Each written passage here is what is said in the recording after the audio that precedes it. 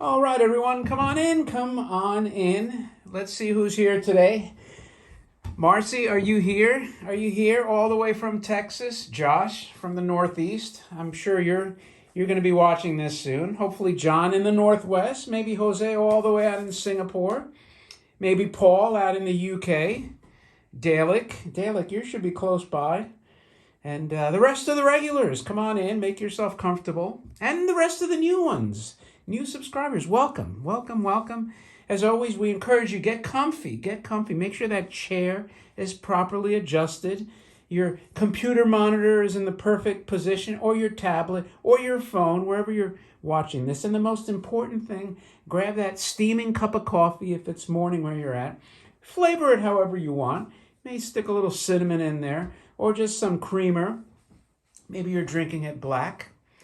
Or, warm up the tea bags and grab a snack and let's look at an amazing toy because, this is the channel for the coolest stuff, the coolest toys for sure, bar none, period, end the sentence, but also the coolest stuff. Look, who else is going to show you a gooseneck encrusted, gooseneck barnacle encrusted bottle that floated out of nowhere, and it got almost 6,000 views, which for me, this tiny channel, is pretty amazing. And I get that kind of wacky stuff. That's what you get when you live on the water. Somebody once called it God's toilet to me. I said, you know what, let him flush what he wants, because there's a lot of cool stuff that comes out on the surf from time to time. So anyway, if you're comfy and you're sipping and you got your caffeine jolt, this is actually a little later for me. I'm hitting some sweet tea. I didn't want sweet. I wanted to cut the calories a little bit, but I needed just a smidgen of caffeine jolt because I had a long day, man. Let me tell you guys something. I was at that collection today with the contractors for 4 hours, man. It was brutal. Brutal, but in a good way because I'm also doing some other things in some other suites up there. So I had a marathon session. And let me just tell you this before we get rolling into the toy. These commercial buildings use metal studs. So you know what? When you have things like pictures, heavy posters, like I do, a neon sign that weighs like over 100 pounds, guess what? They're not going to attach to the metal studs. So luckily we figured this out quickly because they're going to have to open up the drywall, put some plywood behind it, and then reinsert the drywall, right? These are the little things. So then I had to figure out right away, where am I going to put my 3-sheet posters? You know, the ones that are 6 feet tall? I think I have 3 of those. So little things like that, man, it's time consuming, and thankfully we have it done. So anyway, with that out of the way, and as always, thanks again for joining me. Let's look at the Rocket Ranger, a toy that I really liked for a long time. I had an opportunity, man. This toy sat on eBay once in perfect shape for like $600-700 and maybe 800. I can't remember. And I just always passed on it. And I remember when this toy used to go like for over 2,000. And I was just like timing the stock market. And I'd say, would you take 400, 500? And the seller was always like, no. And eventually it sold. And then guess what?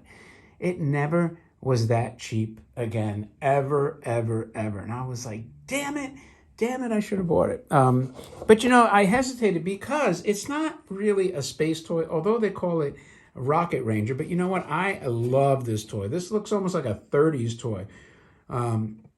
Probably World War II era, but look at the car.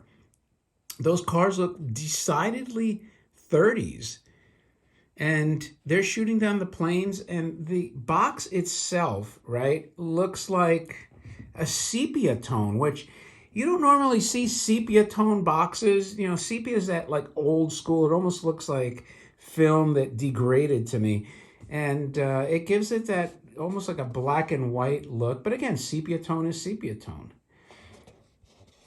And to me, it looks like a beautiful, almost like I said, a 1930s box as opposed to a 40s or 50s. I hope somebody can look this up. And by the way, look at the logo, it's so faint, but it's SAN. I'm assuming that's Marusan. Really beautiful war art, I guess you would say. And, the colors of the toy, though, man, they are all space colors. Even though it's not a space toy, and I'll show you the plane that's up on top. It is complete. It's this kind of like this tealish blue that's also on like the Canto Space Patrol tank with the reds. And look at these guys lithoed. Beautiful, beautiful job on the lithography. Vibrant colors. The windshield hasn't completely tarnished. Look at the bright work on this. And when you're seeing this on camera, I'm telling you, it magnifies the flaws. But when I see it in my eye, not through the camera lens, it's a lot shinier. Take my word for it. It's got a little star there. It says US 7, but it's funny because they look like they're shooting a plane that's from the US. Maybe it's target practice, or maybe it's a pilot they really don't like. And then it has one of the coolest touches that I like the Space Patrol Super Cycle has this touch, a couple of other toys. The compass, man, that is a great addition to a toy. An actual working compass. So you got a lot of lithography going on here. Here's the bottom. It looks kind of orangey, but it's really more of a brown. And then you got your wheels. All the chrome looks intact. Kind of nice. They look almost like truck wheels with the holes in there. In the back, you got a gas tank. You got some shovels. And, of course, you got some mortars or bombs, because that's what these guys do. They're like, we're going to bomb the hell out of everything. And, their faces mean it's all business. Let's see if we can get in there. Can we get a look at their face? You can get one side. One of the hard things about them when they did the two-sided faces, I'm going to see if I can zoom in on this guy. A lot of times they didn't line up. They did a pretty good job here. Pretty good job. Look at that. Sometimes you got the eye like way down. I mean, they look really, really strange. This kind of reminds me of like Egyptian, like you look at it from the side profile. But it's a beautiful, beautiful military-esque, somewhat spacey colors though. And what makes it also really cool, besides the compass, besides it's a nice heavy piece of tin, beautifully designed, like a bonnet-style car. Is it a Jeep? It doesn't look like a Jeep to me. But here, they're shooting this plane, the trailing plane. It's an F-22. Did they call planes? Now, this is what's interesting. The car itself looks like a 1930s car, but this plane's like a jet. And they call it Rocket Ranger.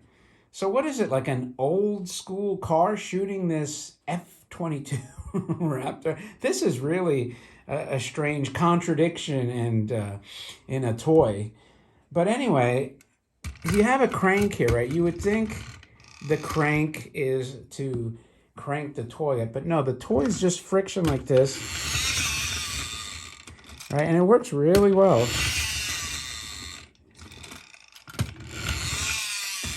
Nice siren effect. And it tells you with siren and gun report. But what's really, really wicked cool on this thing is the crank. Because what does the crank do? I will show you. Let's see if I pan out a little bit. Maybe you see the plane. Nah, that's not good. But you'll get the idea when I crank it. Watch.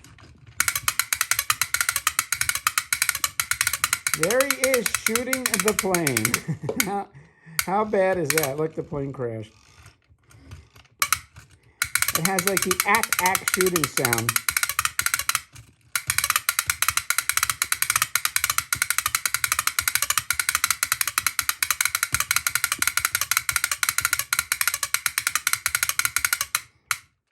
And because it's all mechanical, you don't have to worry about something kind of breaking on it. Well, I mean, it could always break, but, very less likely than, the battery version, let's say. Something that goes wrong with the wiring or something like that.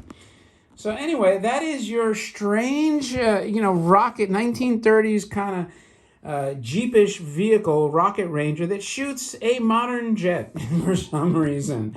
Maybe they just had old inventory. Who the hell knows? But anyway, let me know what you think of this cool toy. I'm very happy that I finally got one. And this, by the way, is from the last Smith House auction. I'm still working on those 3 bins, if you could believe it.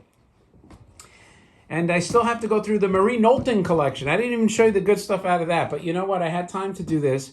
So if you like it, thumb it up. Let me know what you think of the toy. Leave a remark. And if you're new and you're just a lurker, do me a favor and subscribe, man. You'll see the coolest stuff you'll ever see anywhere. Not just toys, although that's the biggest component of it, but just other oddball stuff that you will find very cool. And you will be part of the cool kids. And your IQ probably goes up at least 10 points just from the cool nature and historic nature of this stuff.